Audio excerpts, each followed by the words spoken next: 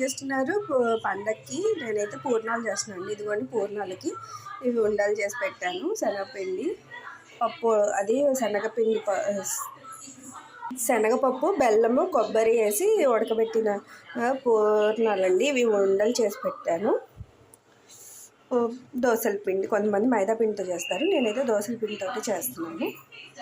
దోసల పిండి అండి, ఇది ఫ్రెష్గానే ఉండాలి. ఇది అది పులియబెట్టడం చేయకూడదు. ఎప్పుడైనా పూర్ణాలకి ఫ్రెష్గా ఉంటేనే పూర్ణాలు అనేవి టేస్టీగా ఉంటాయి. ఇప్పుడు పూర్ణాలు ఎలా వేయాలో చూపిస్తాను మీకు. ఒక పూర్ణం వేసి చూపిస్తున్నాను. మొత్తము తీసుకొని ఇలా వదలడమేనండి, అంతేనండి. ఈజీ. ఇది జాగ్రత్తగా వేసుకోవాలండి పూర్ణాలు వేసుకునేటప్పుడు, లేకపోతే పగులుతాయి. అంతేనండి. చూసారండి, వేడి పూర్ణాలు భలే ఉంటాయి.